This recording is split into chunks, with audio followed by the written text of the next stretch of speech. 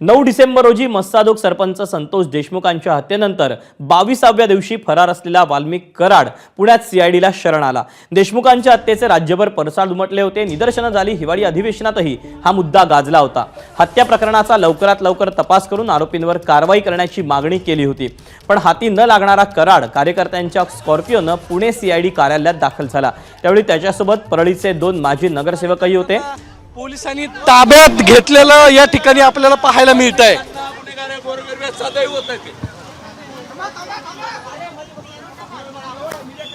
दरम्यान ज्या नगरसेवकांना सध्या ताब्यात घेण्यात आलेलं आहे, परळीचे 2 माजी नगरसेवक आहेत, त्यातला एक नगरसेवक होता जो आता आपल्याला प्रतिक्रिया देत होता।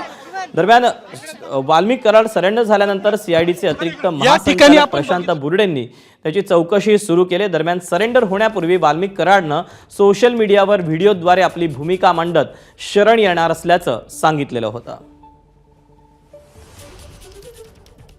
आपण याबद्दलचे अपडेट जाणून घ्या। तर मंदार गोंजारी आपल्यासोबत आहे। मंदार, आता नगरसेवकाची प्रतिक्रिया येत होती, या नगरसेवकाचं काय नेमकं म्हणणं, या नगरसेवकांचा या सगळ्या प्रकरणी काय नेमका रोल आहे?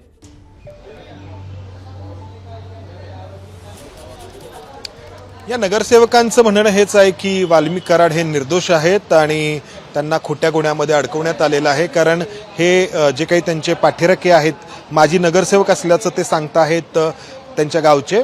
तर हे वाल्मिक कराड जेव्हा त्यांच्या स्वतःच्या गाडीतून स्कॉर्पिओतून या ठिकाणी आला, त्या गाडीमध्येच हे होते, कारतानी सोबत आलेले होते आणि वाल्मिक कराड जेव्हा या सीआयडीच्या कार्यालयामध्ये स्वतःहून गेला चालत, तर त्यानंतर या नगरसेवकांनी ही दिलेली प्रतिक्रिया आहे आणि त्यामध्ये वाल्मिक कराड निर्दोष असल्याचं हे माजी नगरसेवक सांगत आहेत। वाल्मिक कराड दुपारी 12:05 पुण्यातील या सीआयडीच्या मुख्यालयामध्ये स्वतःहून आला।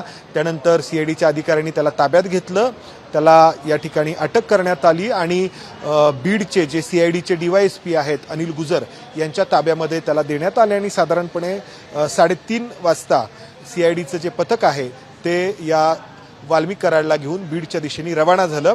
आज या वाल्मिक कराडला बीडमध्येच ठेवण्यात येईल अशी शक्यता आहे रात्री, आणि उद्या तालुका न्यायालय जे आहे केजचं, ज्या ठिकाणी हत्येचा गुन्हा नोंद आहे त्या केजमध्ये, तिथल्या न्यायालयामध्ये या वाल्मिक कराडला उद्या दुपारनंतर हजर केलं जाण्याची शक्यता आहे। असा हाचा दिवसभरातला घटनाक्रम आहे आणि वाल्मिक कराडनी स्वतः एक व्हिडिओ प्रसारित केला इथं येण्याच्या आधी आणि त्या व्हिडिओमध्ये त्यांनी तो निर्दोष असल्याचं सांगितलं। त्याच्यावरती जो खंडणीचा गुन्हा आहे तो खोटा आहे असं त्यांनी सांगितलं आणि त्याचबरोबर जे संतोष देशमुख यांच्या हत्येतील आरोपी आहेत त्यांना पकडण्यात यावं अशी मागणी त्यांनी स्वतःहून केलेली आहे आणि त्यानंतर तो या सीआयडीच्या कार्यालयामध्ये हजर झाला। आपण पाहिलं ज्या पद्धतीने तो हजर झाला, स्वतःहून त्यांनी या ठिकाणी आत्मसमर्पण केलं। त्यामुळे अनेक प्रश्न निर्माण झाले, अनेक शंका त्यामुळे निर्माण झाल्या। अर्थात या शंकांचं निरसन करणं हे इथून पुढे सीआयडीचं काम असणार आहे। या सगळ्या प्रकरणामध्ये सीआयडी कसा तपास करते आणि न्यायालयामध्ये हा खटला कसा उभा करतं याकडे सगळ्यांचं लक्ष असेल। मंदार, धन्यवाद दिलेल्या सगळ्या सविस्तर माहितीबद्दल। आणि यानंतर आपण बीडला जाणार आहोत। गोविंद शेळके आपल्यासोबत आहे। गोविंद, वाल्मिक कराडला खरं तर घेऊन सीआयडीचं पथक आता केजला रवाना झालेलं आहे। गेले 20 ते 25 दिवस झाले संपूर्ण बीड जिल्हा धुमसतो आहे, राज्याचं राजकारण ढवळून निघालेलं आहे। सीआयडीचं पथक आता केजला रवाना झाल्यानंतर पुढची कार्यवाही नेमकी काय असणार आहे, कशा पद्धतीनं त्या ठिकाणी कारवाई करण्यात येईल?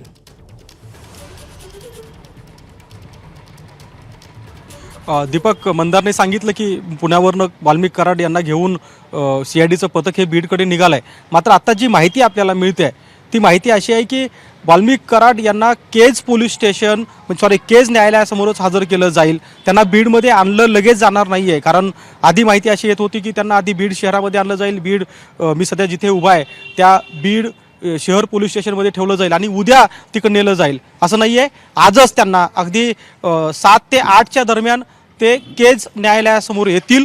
केज न्यायालयासमोर आल्यानंतर त्यांच्या संदर्भातली जी काही मागणी असेल कस्टोडियनची ती पोलीस मागतील आणि त्यानंतर सीआयडी आपल्या तपासाला सुरुवात करेल। मात्र आता जी आपल्याला माहिती मिळते आहे की वाल्मिक कराड जे सीआयडी समोर शरण आले त्यांना आजच 7 ते 8च्या दरम्यान केजमध्ये आणलं जाईल आणि केज कोर्टासमोर त्यांना हजर केलं जाईल। दीपक। गोविंद, खरं पाहायचं झालं तर मागच्या अनेक दिवसांपासून सातत्यानं वाल्मिक कराड हा सगळ्यांचाच निशाण्यावर होता.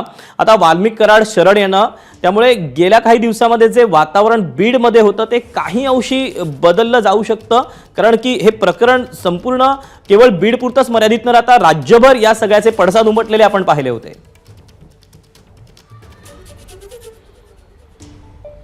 दीपक, दोन प्रकारचं हे प्रकरण आपल्याला पाहायला मिळू शकतं. एक प्रकरण आहे जे मूळ संतोष देशमुख यांच्या हत्या प्रकरणानंतर जो काही आक्रोश लोकांमध्ये आहे तो, आणि त्यानंतर इतर राजकीय नेत्यांनी त्यामध्ये ज्या काही स्टोरीज सांगितल्या, काही घटना सांगितल्या, यापूर्वी काहीचे किस्से सांगितले, त्याच्या एकूण प्रकारामुळे वाल्मिक कराड हे चर्चेत आले. नुसते चर्चेत नाही आले तर एकूण त्याच दिशेने CID सुद्धा तपास करत असल्याचं आपल्याला पाहायला मिळालं. आणि त्यामुळे मागच्या 4-5 दिवसामध्ये वाल्मिक कराड यांच्या संबंधित अनेक लोकांची चौकशी ज्यावेळी झाली त्यानंतर लोकांना कुठेतरी आश्वासित झालं की आता वाल्मिक कराड ताब्यात येईल. आणि जसं आम्हाला 2 दिवसापूर्वीच CIDच्या अधिकाऱ्यांनी सांगितलं होतं, CIDच्या सूत्राकडनं मिळालेली माहिती अशी होते की 1 ते 2 दिवसामध्ये आम्ही वाल्मिक कराड यांना अटक करू. पण आपण बघितलं की त्यांना अटक करण्याआधीच वाल्मिक कराड हे समोर आले, आणि समोर आल्यानंतर ज्यावेळेस त्यांची शरणागती आपण बघितली त्यानंतर काही अंशी चर्चा थांबली आहे. ही जरी चर्चा आज थांबली असली तरी उद्यापासून आता कदाचित वाल्मिक कराड यांच्या संदर्भामध्ये त्यांचा ह्या गुन्ह्यामध्ये किती सहभाग आहे का नाही या संदर्भात ज्यावेळेस CID तपास करणार आहे त्या संदर्भात सुद्धा मागणी जोर धरेल अशी शक्यता इथे वर्तवली जाते. दीपक. गोविंद, धन्यवाद दिलेल्या सगळ्या सविस्तर माहितीबद्दल. अपडेट जाणून घेतच राहू. आता CID वाल्मिक कराडला घेऊन कडेचकडे रवाना झालेले आहेत. आज संध्याकाळच्या दरम्यान त्याला कोर्टासमोर हजर केलं जाईल. दरम्यान वाल्मिक कराडच्या शरणागतीनंतर मुख्यमंत्री देवेंद्र फडणवीस यांची प्रतिक्रिया आली. आपण ही प्रतिक्रिया पाहूया. च्या प्रकरणामध्ये कोणालाही आम्ही सोडणार नाही.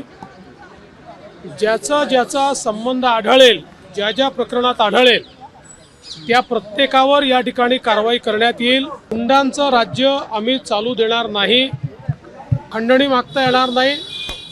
या दृष्टीने तपास अतिशय गतिशील केलेला आहे आणि त्यामुळेच आज त्यांना त्या ठिकाणी शरणागती पत्करावी लागली आहे. आत्ता हत्येतले जे आरोपी फरार आहे त्यांना पकडण्याकरता देखील वेगवेगळ्या टीम्स या पूर्णपणे कामी लागलेल्या आहेत. दरम्यान वाल्मिक कराडनं आत्मसमर्पण केल्यावर विरोधकांनी सरकारला चांगलंच घेरलेलं आहे. कराडचं शरण येणं हे नाटक असल्याचा आरोप विरोधकांनी केलाय. पाहूया. काल राज्याचे मुख्यमंत्री देवेंद्रजी फडणवीस आणि मंत्री धनंजय मुंडे हे सह्याद्री अतिथीगृहावर दीर्घकाळ चर्चा करत होते. आता काल त्यांनी चर्चा करावी आणि आज वाल्मिक कराड त्या ठिकाणी शरण यावा, सरेंडर व्हावा, हा योगायोग म्हणावा का पोलिसांच्या हाताला न लागता तो स्वतःच पोलीस स्टेशनला जावा, हे सगळं घडवलेलं नाट्य आहे का, अशी महाराष्ट्राच्या मनामध्ये शंका यायला जागा आहे. शरण जाणार आहे ते मी ट्विटद्वारे आधीच महाराष्ट्राला म्हणजे माहिती दिली होती. कारण का हे सेटिंग कालपासून चालू होतं का 2-3 दिवसापासून चालू आहे अंतर्गत. आणि ज्या अर्थी तो शरण जातो त्या अर्थी जेव्हा कुठलाही मोठा गुन्हेगार सरेंडर होतो, शरण जातो, तेव्हा त्याच्यात काहीतरी सेटिंग झालेलं असतं. त्यांनी मागणी काय करावी हा त्यांचा अधिकार आहे. आणि तपासामध्ये काय पूर्ण पारदर्शक तपास करणं हा CIDकडे तपास असल्यामुळे CIDचं काम आहे. पण आता आपण सर्वजण माध्यमाशी बघतोय तर ते एवढा 23-24 दिवस ही डिक्लेअर करायला का लागले. जर तसं होतं तर मग 23 पहिल्या क्षणालाच करायचं ना. जे 11 तारखेला गुन्हा झाला, आज 20 दिवस झाले, 20-22 दिवस गुन्हा जो खंडणीचा होऊन त्या दिवशी त्यांनी डिक्लेअर करायचं ना. मग बाहेर कशाला पळले. सरकारनी त्यांना अरेस्ट करायला हवी होती. शरण काय म्हणताय, याच्यात कसलं शरण. एका माणसाचा खून झालेला आहे, ज्या पद्धतीने झालेला आहे. आणि तुमच्याच सगळ्या चॅनलवर त्यांच्या कुटुंबाचे जे अश्रू, त्यांच्या लेकीचे अश्रू हे आयुष्यात कोणीच विसरणार नाही. दरम्यान तिन्ही आरोपींना लवकरात लवकर अटक करा अशी मागणी संतोष देशमुख यांच्या कुटुंबानं केलेली आहे. पाहूया.